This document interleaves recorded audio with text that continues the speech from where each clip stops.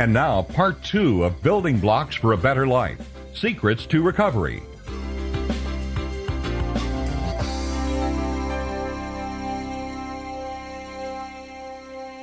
During this series of my favorite passages in the Bible, I went right through the life of King David and didn't do a thing, and that's because I wanted to wait till we got to the Psalms. I think the best way to look at the life of King David is through the Psalms that he wrote, which were songs later sung in worship. Last week, we looked at the theme song of his young life, his incredible rise to success, which was Psalm 23. As you know, when David had slain the giants, unified the empire, done away with all of his enemies, made all of the alliances, built his castles, all of that, he had a great moral collapse. He had an affair with a woman named Bathsheba. To cover it up, he had her husband killed. But Nathan said, "You are not above the law." And all of the empire was in a great sense of shame. David had really blown it. And Psalm 51 is his song of recovery. David came back from his great moral collapse. And Psalm 51 is the theme song of recovery. There is something in here for every one of us in this room this morning. Let me read it to you. Be merciful to me, O God, because of your constant love. Because of your great mercy, wipe away my sins, wash away my evil, make me clean. I know what went wrong. I sinned against you and against you only. And I did what you consider to be evil. So you're right in judging me. I have been evil from the time that I was born. I came into this world bent toward doing wrong. Sincerity and truth are what you require. Fill my mind with wisdom. Remove my sin. Wash me whiter than snow. Let me hear the sounds of joy and gladness. And though you have crushed me and broken me, I will be happy again. Close your eyes to my sin and wipe away all of my evil. Create a pure heart in me, O God, and give me a new spirit. Do not banish me from your presence. Do not take away your spirit from me. Give me again the joy that comes from salvation, and make me willing to obey you. Then I will teach others your commands, and they will turn back to you. Spare my life, O God, and save me, and I will gladly proclaim your righteousness. Help me to speak, and I will praise you. You do not want sacrifices, or I would offer them. You are not pleased with burnt offerings. The only sacrifice I have is a crushed heart, O God, and you will not reject a crushed and contrite heart. The theme song of recovery. Had a friend in school who was the best student. If I made 99 on a Greek test, he made 100. If I made 100, they always gave a bonus, and he got it. And he rose through the ranks of Baptist preacherdom very rapidly, became the pastor of one of the largest churches in the convention very early. Everything he did was right, and at the height of his career, he had an affair. He lost his family, he lost his job, he lost his integrity. He became the pariah of the convention. I didn't hear about it until about a month after it had happened. I wrote him a letter, and I said, I have always been your friend. I am still your friend, and I always will be. You must be the loneliest man in the world today. If you need a place to hide, my house is your house. I didn't hear back from him.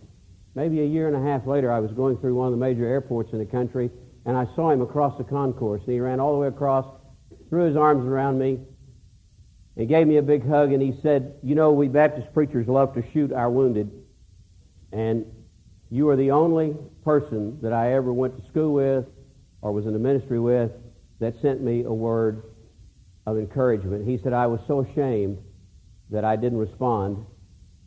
And I said, let's sit down and have a cup of coffee. Tell me what happened. He said, well, I've thought about it a lot. And he said, I reached the C stage of my life. I said, the C stage? What's the C stage? He said, you know, after college, career, church, castle, car, credit. He said, suddenly one day the wind just left my sails. I no longer had the inner nerve and the verve to go on. The things that motivated me didn't motivate me anymore. He said, I didn't have an affair and lose my spirit. I lost my spirit and I had an affair. When I was preparing this message from Psalm 51 on David's great collapse and recovery, it struck me that that was the story of David. He reached the C stage of his life. And every one of us does or will. And we don't have to commit adultery and murder to have the same problem. But everybody in this room has or will again lose the Spirit. It says when David was anointed to become king, the wind of God entered into him. And then when he didn't go out to do his business that spring, it says the wind of God left him, and he saw Bathsheba taking a bath. He lost his spirit, and then he lost his courage, and he lost the insides of his life. But the point is that he recovered. And in Psalm 51 are the great secrets of recovery. What did David do? He came back from the ashes of defeat and raised a great son named Solomon and revived the empire. How did he recover?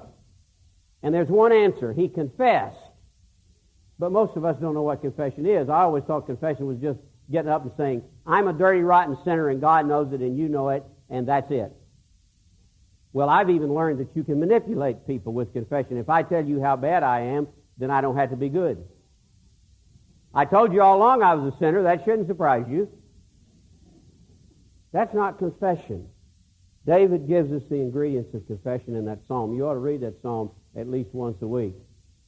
David owned up. That's what confession is. It means to own up, to take responsibility.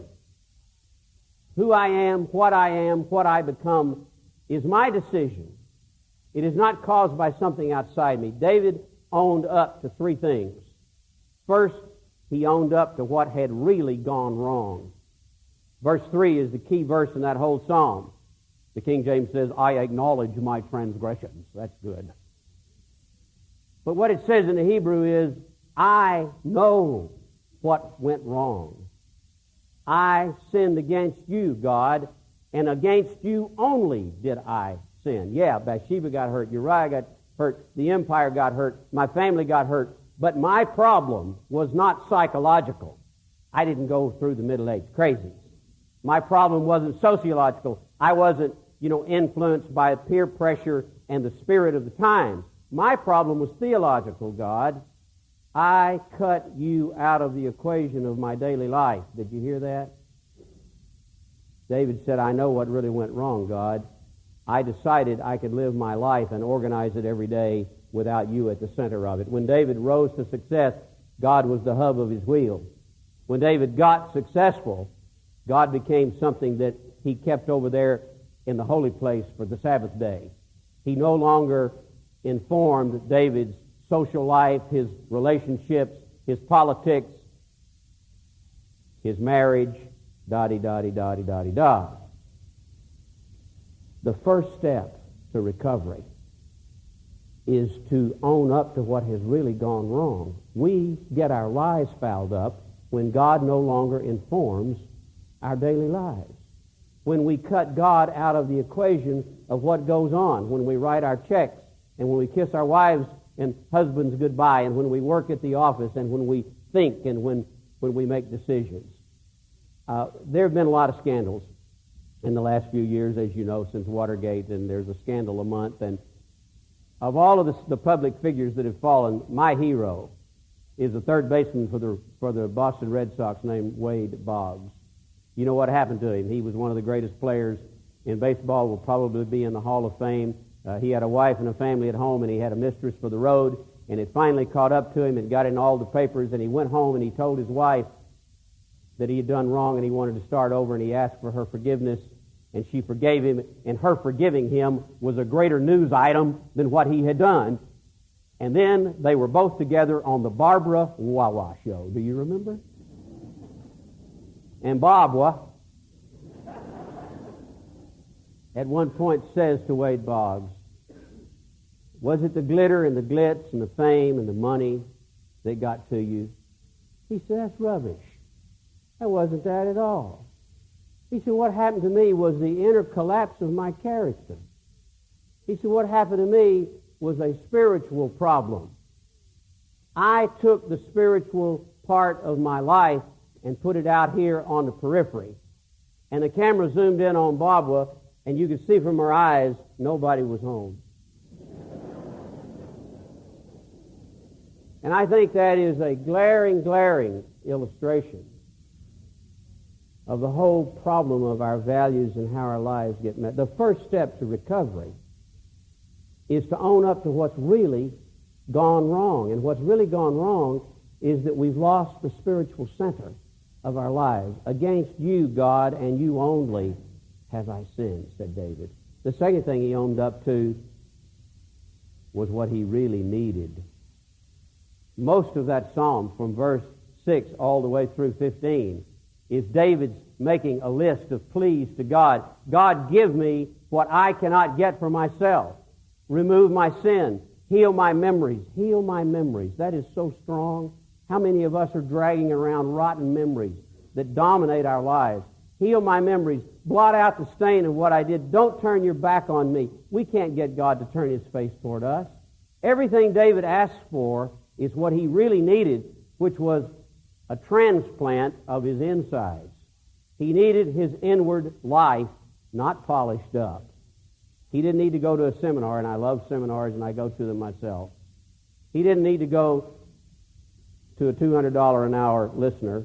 I'm for that. I send people all the time. I'm not making a shot at that. What he needed was to have some new insides that only God could give him. I get letters from all over the country because of our television ministry now. I got a letter, let's say from West Virginia. That's not where it was from a lady a couple of weeks ago that was one of the most moving letters I've ever received. She said, when I was 12 years old, my father was the chairman of deacons at our church. He was on the city council. He was a pillar of the community. He was one of the best money makers in town. He was without reproach, and he began to sexually molest me when I was 12 years old. And he molested me until I was 15 years old, and I ran away with a boy and married him, and I was the scandal, and I thought it was all my fault, and I never told anybody what my father did for me, and many people were comforting my parents because of their wayward daughter, and nobody, not even my mother, ever knew why I had done what I did. And she said, I went through a bunch of marriages, and I hated him every day of my life. And she said, I'm about your age, Dr. Mann, about 50. I thanked her for that. She said, my father recently died of cancer, and when he was dying, my mom asked if I would come and see him. And she said, I fully intended to go and finally tell him what a low-down critter he was. And she said, I walked in, and he was not the same person I remembered. He was down to almost 100 pounds, and he was a husk of his former self. And she said, when I first looked at him, I have to tell you that my first thought was, finally, you're getting what you deserve. The cancer that has been eating at my heart for all these years is now eating at your body. And she said, I left the room. When I got outside, I started thinking, he must have been in a lot of pain all these years himself, living one life, knowing of this dark cancer in his own soul. And she said, I knew that I needed to forgive him, but I finally said, God, I hate him so much, I cannot forgive him. God, forgive me. I can't forgive him. And she said, I went back in there, and it was as though God gave me a new set of eyes. She said, a real miracle took place. I believe in miracles, she said, because I was able to release the hatred and bitterness, but she said, I didn't do it. And she said, be sure and tell people every chance you get, if they're trying to forgive someone, they cannot do it. They can't forgive themselves. They can't forgive others. It has to be the working of God inside a person. David owned up to what he really needed. He needed for God to do something on the inside of him that he couldn't do for himself. The third thing David owned up to was the only thing he could really do. If you read verses 16 and 17, he says, what can I do to make this right? I can't offer you burnt offerings. You don't want those. I can't make sacrifices. Those won't do the trick. I can't buy you off, God. I can't say Hail Marys and read the Bible 4 times and go to prayer meeting 6 more times than I usually do. That won't do it. What can I do? And then there's the verse. David says, the only thing I can do is trust that you are the kind of God who forgives people when they own up to what's really wrong and what they really need. That's the only thing I can do. I was reading a book by Gordon MacDonald, who was probably one of the most articulate evangelical ministers in America a few years ago, and he had a David experience, had an affair, owned up to it, went through restoration, and he wrote a book called Rebuilding Our Broken World. And in the end of it, he said, I, as an evangelical, did not know about grace. I only knew about law. I didn't know God was the kind of God that waited with open arms for us to come home to Him. And he said, this is what I found out at the end of my long suffering. Grace means that God is the only thing left that will give you a tomorrow. Have you ever been in a place like that when you didn't think there was a tomorrow? Grace is knowing that God is the only thing left that will give you another tomorrow. There are preacher stories, and then there are preacher stories. My favorite preacher story, which some of you have heard before, and if you keep coming to this church, you'll hear it again, is one that supposedly really happened. It doesn't matter if it really happened. We must not let facts ruin a good story. It happened in the context of World War I. There was an old New England farmer, whose son was going off to World War I. And he took the boy by horse and buggy to the port of where he was supposed to leave, and the ship was there. And he and the boy had never had a very good relationship as far as affection was concerned. Their relationship had been distant and cold. They had never said, I love you. They'd never hugged. They'd never touched each other except to shake hands. The boy got out of the buggy with his little knapsack, and the father got out holding the horse in one hand, and he stood very stiffly and stuck out his hand and said to the boy, God be with you, my son. The boy stuck out his hand and stiffly said, thank you, Father, and turned and picked up his knapsack and walked up the gangplank.